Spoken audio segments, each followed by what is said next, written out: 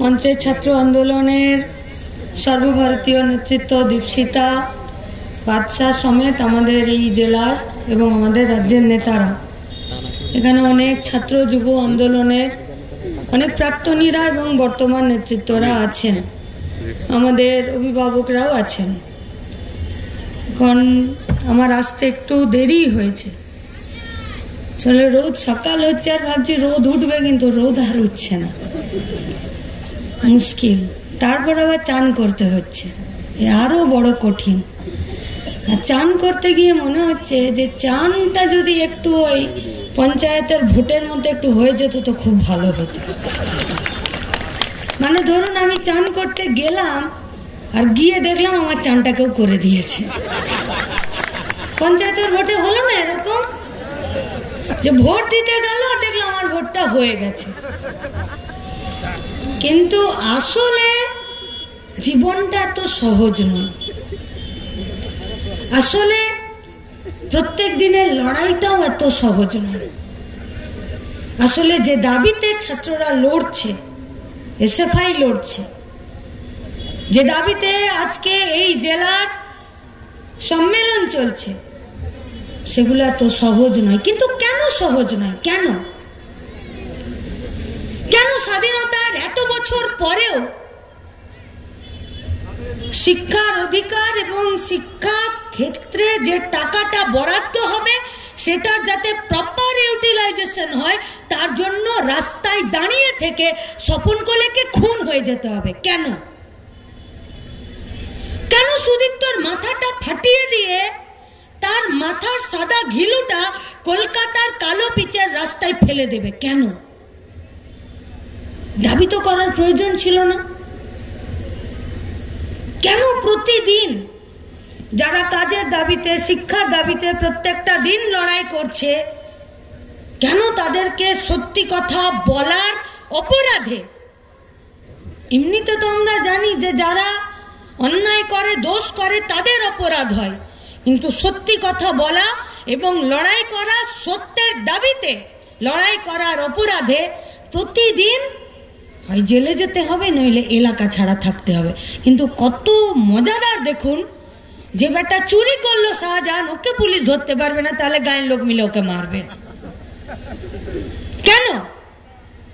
अगर सवाल जहन में नहीं आ रहा है तो प्रॉब्लम है, सवाल अगर दिमाग में नहीं आ रहा है तो प्रॉब्लम है, सवाल आने के बाद भी अगर कोई नहीं कर पा रहे हैं तो प्रॉब्लम है, और सवाल जो लोग कर रहे हैं अगर उन लोगों को दबाया जा रहा है, अगर आप चुप्पी साध कर बैठे हैं तो प्रॉब्लम है।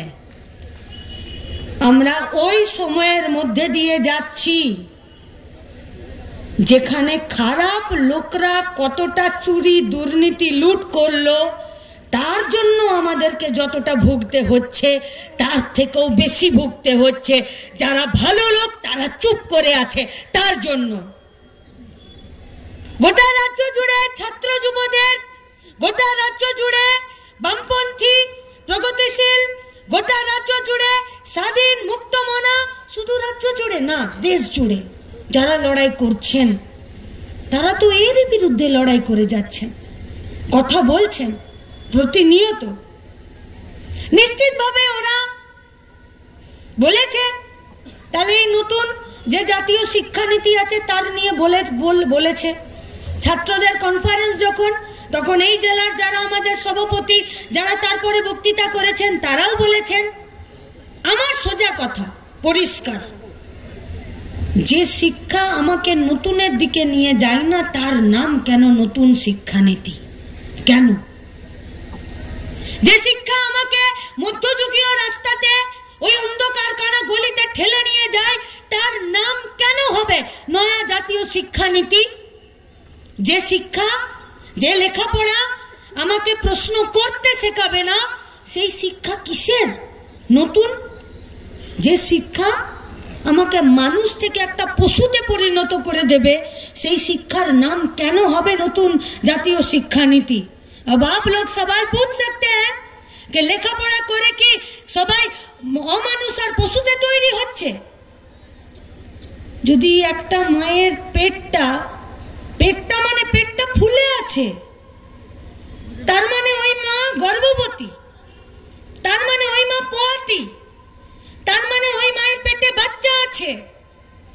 এমনিতেই যদি দেখি যে একটা অন্য ধরনের কোন মানুষ ফিজিক্যালি চ্যালেঞ্জ, সে যদি রাস্তায় থাকে, তো মানুষ চেষ্টা করে যে তার যাতে অসুবিধা না হয় সেই রকম ভাবে একটু চলতে।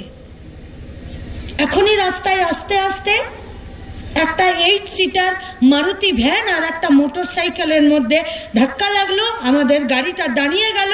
আর গাড়ি ড্রাইভার মুরাদুলদা বলছে যে আর একটু হলেই ওই ড্রাইভার বাইকের উপর দিয়ে ট্রাকের চাকাটা চলে যেত, খুব বাঁচলো। একটু ঝগড়া হতে হতেই মিটে গেল। কার দোষ ছিল কার না ছিল আমি দেখিনি, মুরাদুলদা দেখলেন। কিন্তু যখন ওই অ্যাক্সিডেন্টটা হলো, তখন কিন্তু কোনো ট্রাক যে আমার দেরি হচ্ছে বলে ওই মোটর সাইকেলটার উপরে বা 8 সিটার মারুতি ভ্যানটাকে ঠেলে দিয়ে রাস্তা পার করে চলে গেল না। যখন অ্যাক্সিডেন্টটা হলো, তখন আশেপাশের লোকজনরা ছুটে এলো ওই বাইকওয়ালাটাকে, তার বাচ্চার ছেলেটাকে রাস্তা থেকে তুলে ধরে নেবার জন্য। এটা হচ্ছে মানবিক প্রবৃত্তি। এটা মানুষ হিসাবে আমি আপনি প্রত্যেকে আমাদের নিজেদের মধ্যে আছে আমাদের মধ্যে। কিন্তু তাহলে কি শেষ হয়ে যাচ্ছে, কি কর্পূরের মতন উধাও হয়ে যাচ্ছে আমাদের মন থেকে, আমাদের মানসিকতা থেকে, আমাদের মাথা থেকে, যেখানে একটা পোয়াতি মা যার পেটটা বড় হয়ে আছে, যে আস্তে আস্তে হাঁটছে, বাচ্চাটা এবারে হবার সময় চলে এসেছে, শুধুমাত্র মাটা ধর্ম মুসলিম হওয়ার জন্য তার পেট চিরে একটা বাচ্চাকে বের করে নিয়ে ত্রিশূলের আগায় নিয়ে তাকে উন্মত্ত ভাবে মিছিল করতে করতে আর নির্দিষ্ট একটা স্লোগান দিতে দিতে গোটা শহরটা পরিক্রম করে, তাহলে নিশ্চিতভাবে তারা মানুষ নয়, তারা পশু।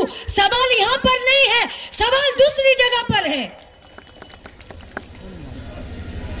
যে যখন এই ঘটনাটা ঘটছে, তখন বাকিরা কেন চোখ বন্ধ করে আছে? প্রশ্ন এই জায়গায় যে এই ঘটনাটা ঘটাতে গিয়ে তার মনে একটা বার এই মানবিক প্রবৃত্তিটা কেন আসছে না যে এটা উচিত নয়?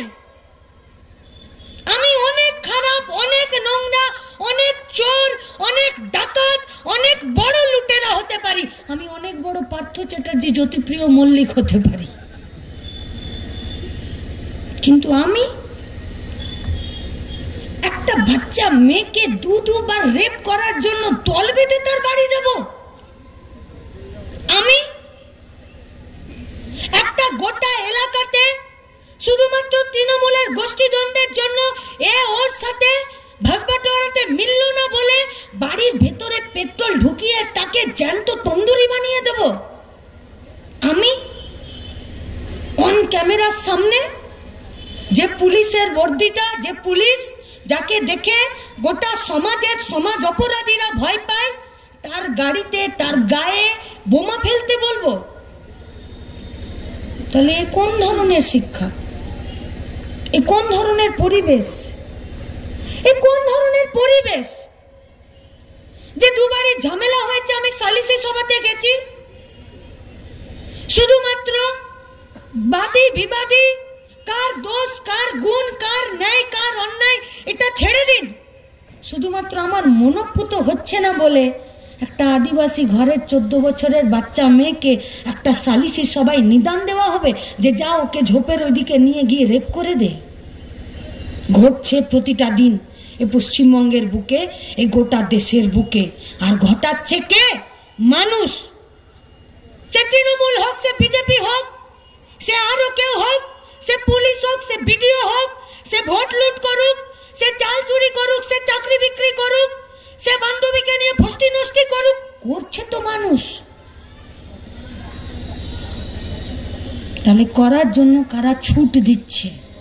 আর যারা করছে তাদের ওই মানবিক প্রবৃত্তিগুলো নষ্ট কেন হয়ে যাচ্ছে?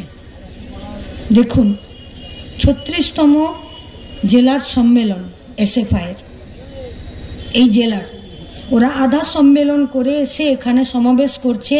এরপরে বাকি সম্মেলনের কাজটা শেষ করবে যে আগামী 2 বছর এই গোটা জেলাতে ছাত্রদের অধিকার, ক্যাম্পাস, ভোট, রাজনীতি, লেখাপড়া, তার খরচ। বড় লোকের বেটা হলেই লেখাপড়া করতে পারবে, গরিব হলে পারবে না, এসবের জন্য ওরা রূপরেখা তৈরি করবে আর সেই অনুযায়ী ওরা লড়াই করতে নামবে।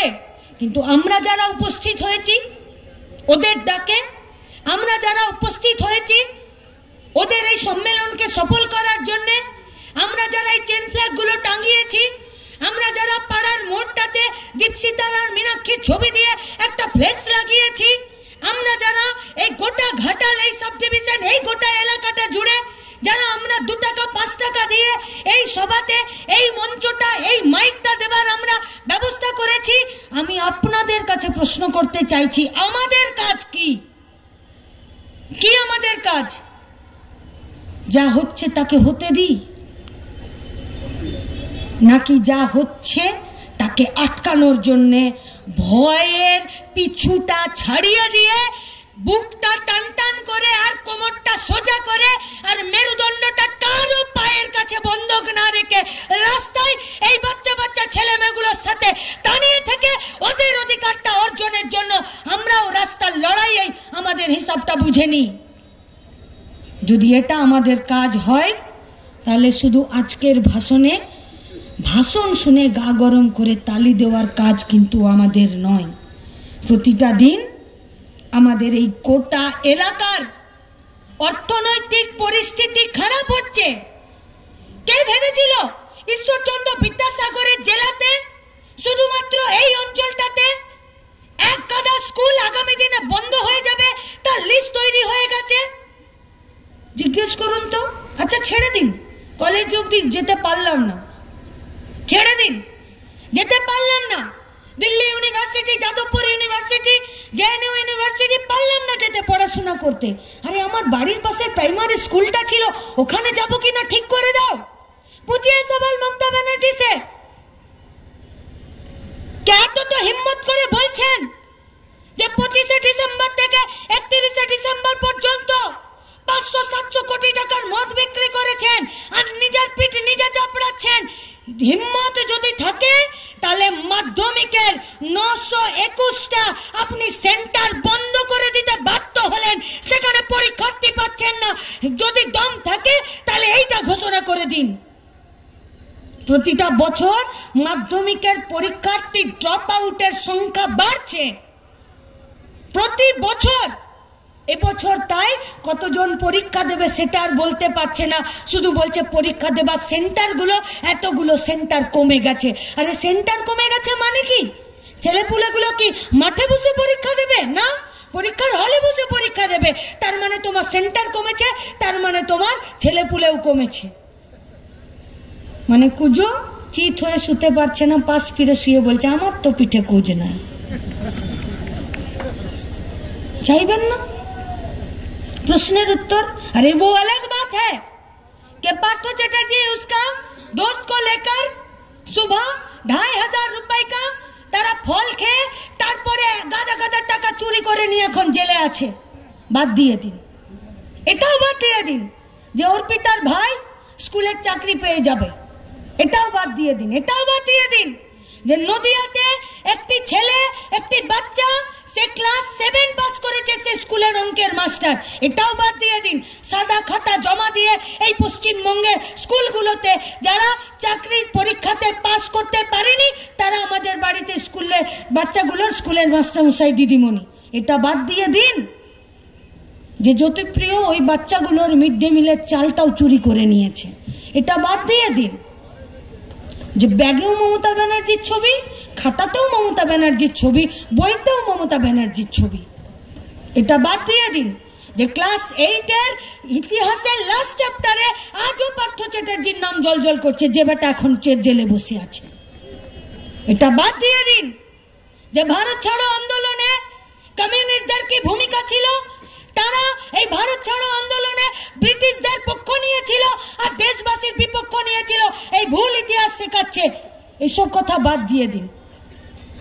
আমাদের অন্য প্রশ্ন, হাওড়া স্টেশনে যারা পরিযায়ী শ্রমিক হয়ে মুম্বাইয়ের জাভেরি বাজারে, ব্যাঙ্গালোরের সিটি মার্কেটে উড়িষ্যা, কটক, ভোপালে যারা কাজ করতে যাচ্ছে তাদের বয়স কত?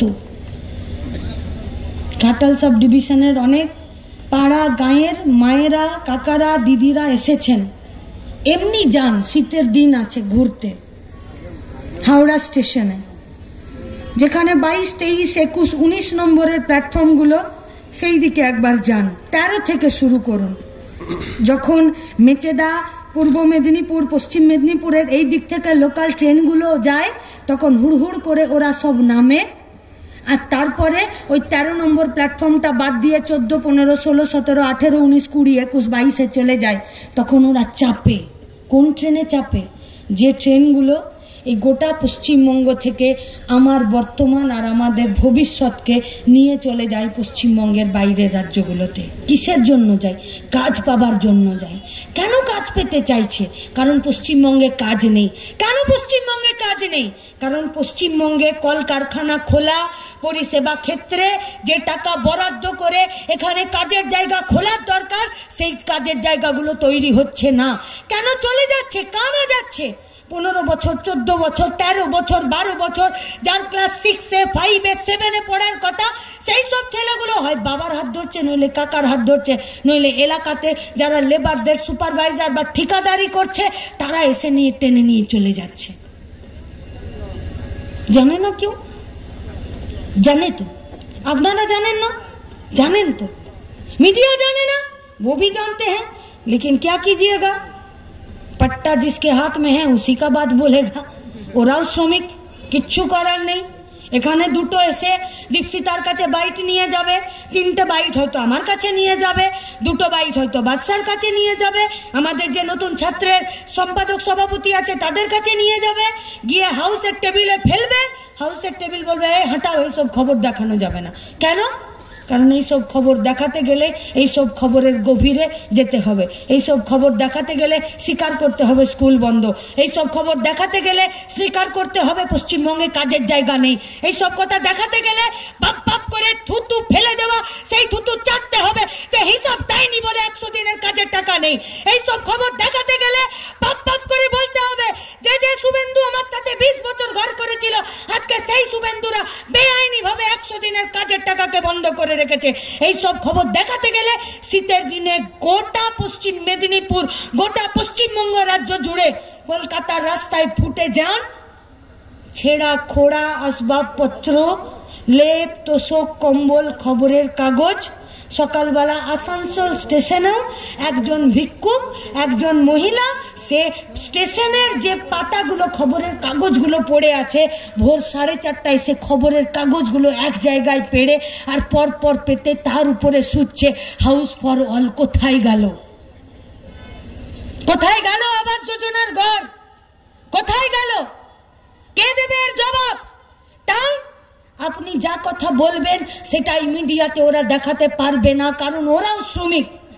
কিন্তু এক অংশের মিডিয়া আছে যারা একটু মিডিয়া কম, দালালি বেশি করছে। শ্রীলঙ্কার কথা মনে রাখবেন, পাবলিক খেপে গেলে একটা মার মাটিতে পড়বে না। তাই বলে কি আমরা বলছি যে মিডিয়াকে পেটান? কখনো না। তাই বলে কি আমরা বলছি যে এক অংশের পুলিশ অফিসাররা আছে যারা কম পুলিশ, বেশি তৃণমূলের দালাল হয়ে কাজ করছে, ওদেরকে পেটান? না, কখনো পেটাবেন না। এই একটু পরে অন্ধকার হয়ে গেলে, আমার সাথে গাড়ি না থাকলে আর আমাকে যদি কেউ আমার অফিসে পৌঁছে না দেয়, আমি যদি রাস্তার মোড়ে দাঁড়িয়ে থাকি, তাহলে সবার প্রথম আমি ভরসা করব খাকি বর্দি পরা পুলিশকে, যে দাদা লাস্ট বাস এখান থেকে কলকাতার কোথায় যাবে আমাকে একটু বলে দিন, আমি সেখানে বাস ধরবো। কারণ তার ওই পোশাকটার প্রতি একটা ভরসা, তার প্রতি একটা আস্থা তৈরি করার জন্য এই পুলিশ প্রশাসনের তৈরি। এই পুলিশ প্রশাসনের তৈরি এটা নয় যে শুধুমাত্র বাইকারদেরকে ধমকে 200 টাকা নিজের পকেটে ভরে নেবার জন্য নয়। কেন পারছে না ধরতে শাহজাহানকে? কেন পারছে না ধরতে মলয় ঘটককে? এতবার ইডি ওদেরকে ডাকলো, তবু কেন? বিচার ব্যবস্থার আদালতের রায় তো ইডিরা এসে এখানে গন্ধ উড়িয়ে দিচ্ছে। তাহলে কেন? তাহলে কি কোর্টকে এরা বুড়ো আঙ্গুল দেখাচ্ছে? কিসের জন্য? কেন হয় এগুলো? এগুলো হতে বাধ্য। পঞ্চায়েতের ইলেকশনের এই দাসপুর ঘাটালের একটা ছবি আপনারা মনে করুন। এক মহিলা, সে জোর করে তাকে কয়েকজন পুরুষ মিলে টেনে হিচড়ে নিয়ে আসছেন, আর মহিলা তথই বচ, হ্যাঁ বলবে কি না বলবে বুঝতে পারছে না। নমিনেশন করেছে, উইথড্র করাতে হবে। মনে পড়ছে? পড়ছে মনে? আমি পশ্চিম মেদিনীপুরে থাকি না, আমি পশ্চিম বর্ধমানে থাকি। সেখানে আমরা খবরের কাগজে, খবরের চ্যানেলে আমরা দেখলাম জোর করে পুলিশের ভূমিকা কি ছিল? কি ছিল পুলিশের ভূমিকা? ওই মহিলাটার কাছে একবারও জিজ্ঞাসা করলো পুলিশ যে আপনি নিজে নমিনেশন উইথড্র করতে যাবেন না আপনি নমিনেশনটা রাখতে চাইছেন? এতগুলো পুরুষ মানুষ আপনাকে ঘিরে কোথায় নিয়ে যেতে চাইছে? কারা নিয়ে যাচ্ছিল? কারা টানা হাঁচড়া করছিল?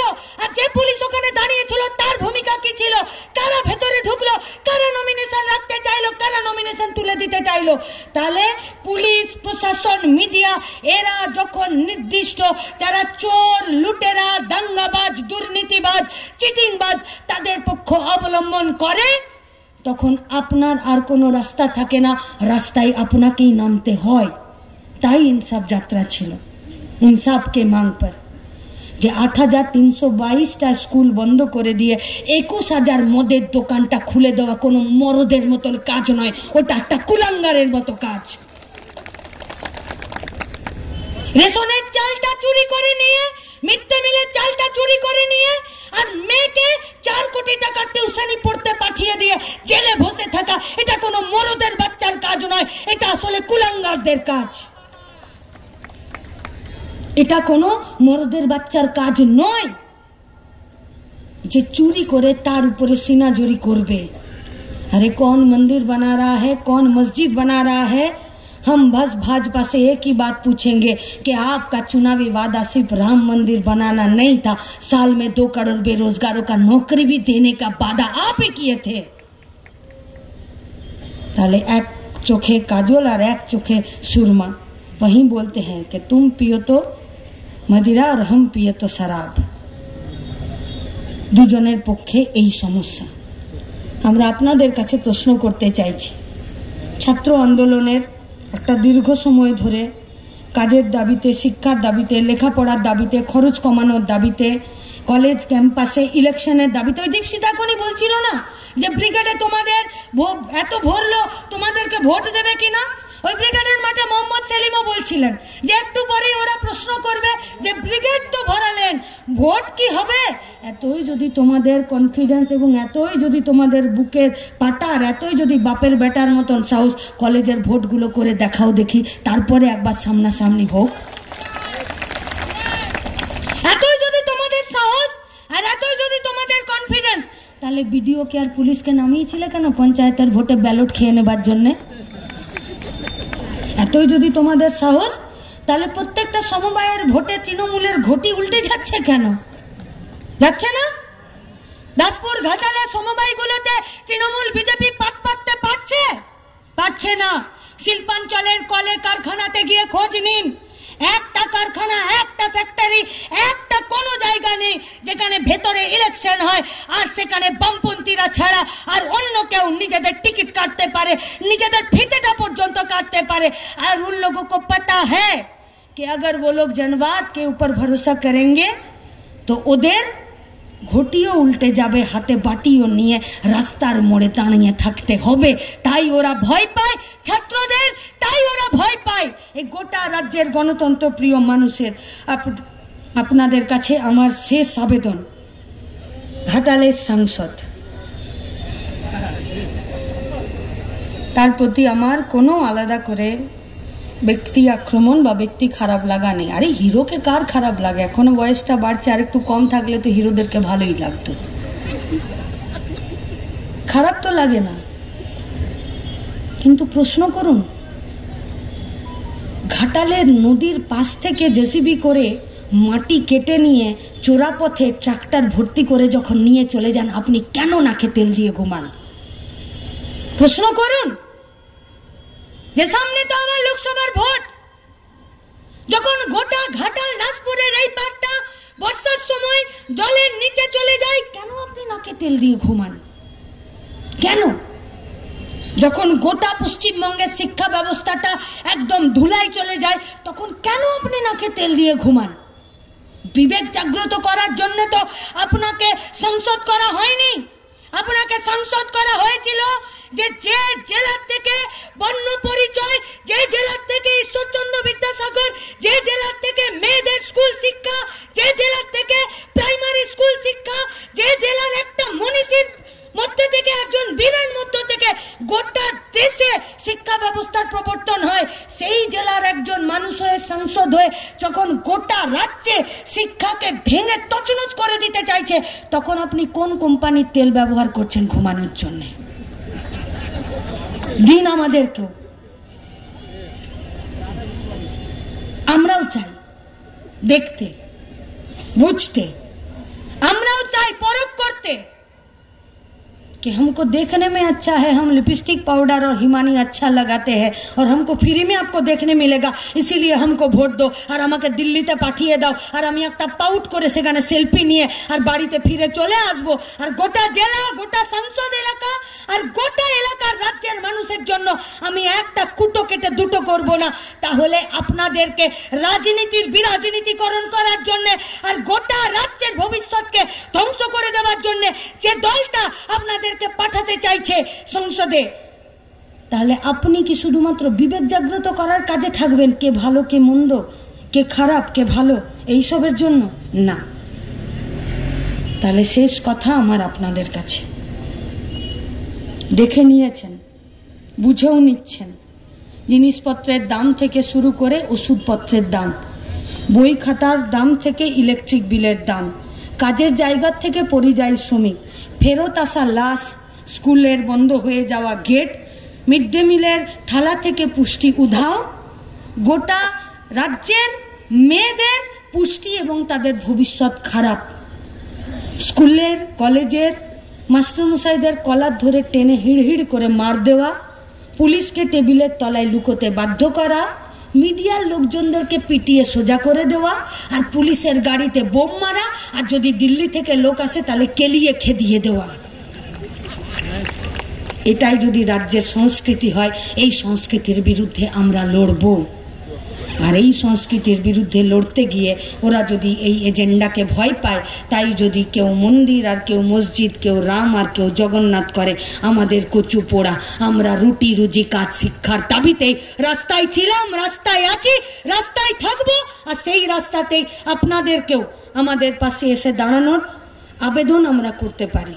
আমরা আবেদন করতে পারি যে সম্মেলন হচ্ছে, সেই সম্মেলনে আগামী দিনের লড়াইয়ের রাস্তা তৈরি হবে। যে সম্মেলন, সে সম্মেলনে কেউ পকেটের টাকা দিয়ে নেতা হতে আসেনি, নেতা হয়ে রাস্তায় থেকে সুদীপ্তর খাতাতে নাম লিখাতে পারবো কিনা তার জন্য ছটফট করে আমাদের কমরেডরা, সেই লড়াইয়ে থাকে। আমাদের কমরেডরা সেই লড়াইয়ে থাকে যে জানতো একবার যাবে, মানটা এক নম্বরে মাথার উপরে থাকবে। তাই তো আজও রোহিতের মারা আমাদেরকে বলে পাঠায়, একটা রোহিত গেছে, অসংখ্য রোহিত রাস্তায় আছে, লড়ে যাও। তাই সেই সমস্ত রোহিত, সুদীপ্ত আর স্বপন কোলেদের বন্ধুরা, ভাইয়েরা, বোনেরা যারা রাস্তায় থাকছে, আমরা যারা বড়রা আছি, আমাদের দায়িত্ব হলো এই লড়াইকে তাদের শেষ ডেস্টিনি পর্যন্ত, তাদের শেষ গন্তব্য পর্যন্ত নিয়ে যাবার জন্য তাদের সাথে থাকা, তাদের হাত ধরে রাখা, তাদের হাত না ছেড়ে দেওয়া। আমরা ছাত্রদেরকে যুব আন্দোলনের পক্ষ থেকে শুধু এটুকুই বলতে পারি, লড়ে যাও, তোমাদের লড়াই আমাদেরকে শেখায়। আর তোমরাই বলো, পড়তে গেলে লড়তে হয় আর লড়তে গেলে জিততে হয়। তাই যে লড়াইটা জেতার জন্য, সেই লড়াইটা জেতার জন্য তোমরা যখন রাস্তায় আছো, তোমাদের সাথে পাশ ফিরে তাকালে, পিছন ফিরে তাকালে তোমরা তোমাদের দাদা দিদি কাকা কাকিদের পাবে।